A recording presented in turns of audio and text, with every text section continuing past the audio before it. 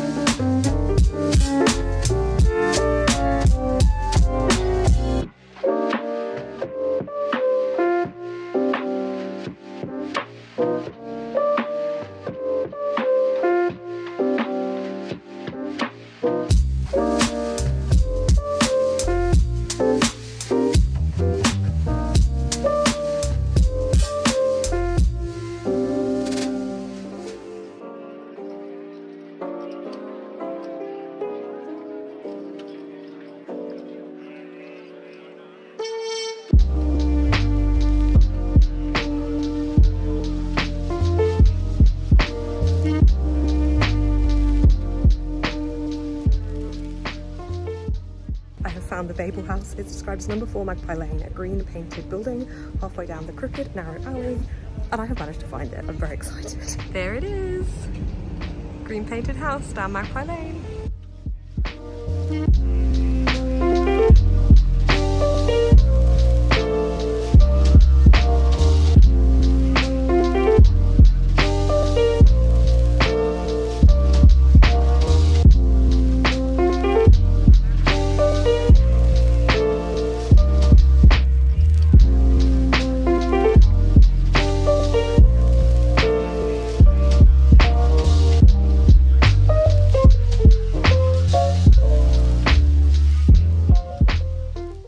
Okay, I was going to go for lunch in Vaults and Garden, which is mentioned in R.F. Kuang's author letter at the start of Babel. However, the queue is really long and I'm quite hungry. So I'm going to go to another place that I was going to visit that also does food and hopefully get something there.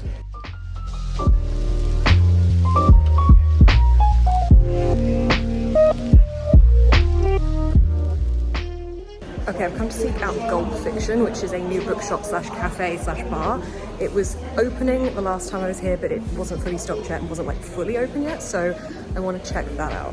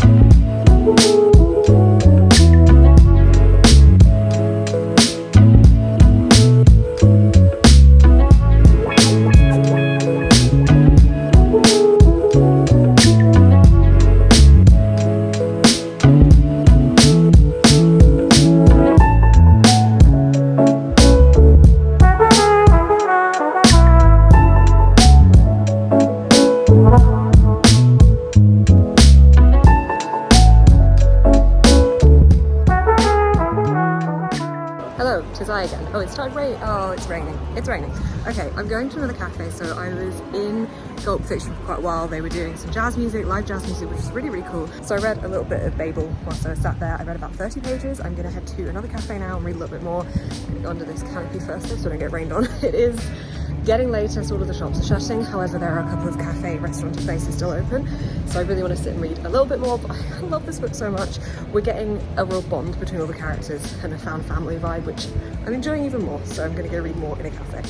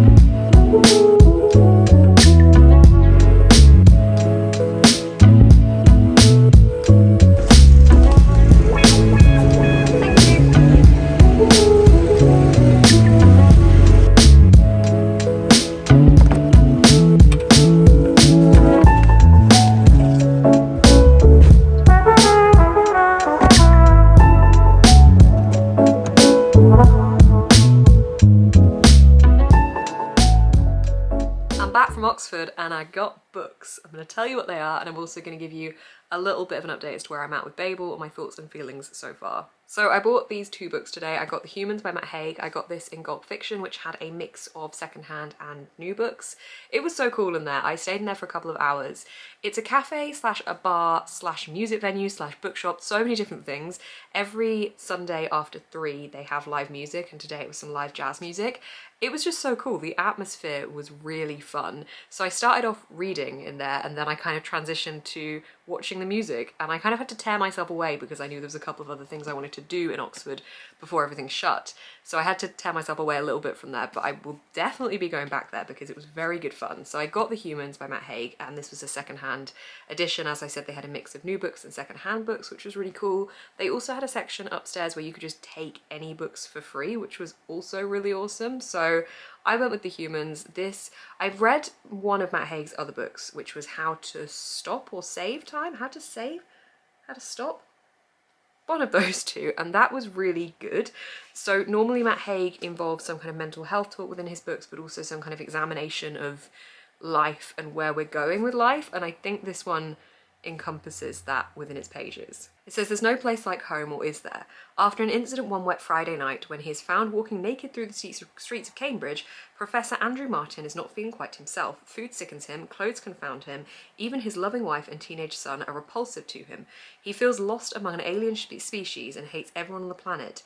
Everyone, that is, except Newton, and he's a dog.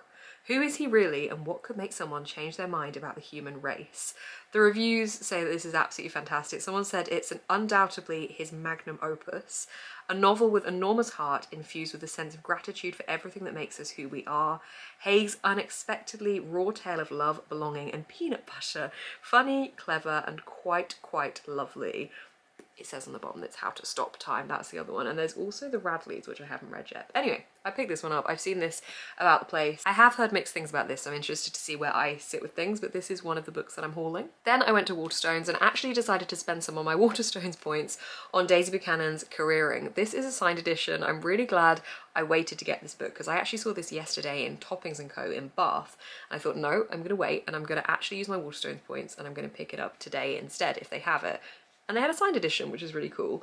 I'm so bad at actually using my Waterstones points. I just keep saving them for no real reason. So I actually used them to buy this book. So this follows Imogen, who is an aspiring magazine writer. At the moment, she's a blogger whilst working shifts at a pub, and she's really struggling to pay her bills and also fulfill her creativity. Imogen is taken under the wing of somebody called Harry, who is launching a new feminist site called The No. Harry thinks that Imogen's outrageous sexual content will help generate the clicks she needs on this site. So I get the impression this is kind of a mentorship between the two of them, of Harry showing Imogen what it's really like in this world and kind of what's real and what isn't real and how things look versus how they actually are.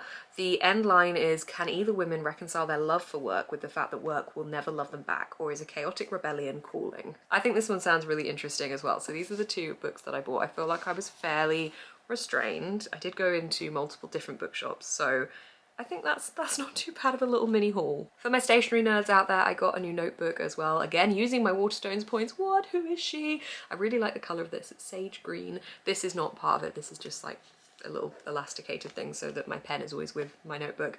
It's a dotted page notebook, which is very exciting, and I got to use it for the first time today. I've just been making notes and writing quotes from Babel in it, but it'll just be a general notebook. Like, it's not specifically for reviews. I just wanted a nice pretty notebook that was sturdy and had the dotted pages. So that's my little haul. On to my thoughts for Babel. So today, I think I've read about 60 to 70 pages. I'm here at the moment. I love this book so much. I am trying to read it at a slower pace.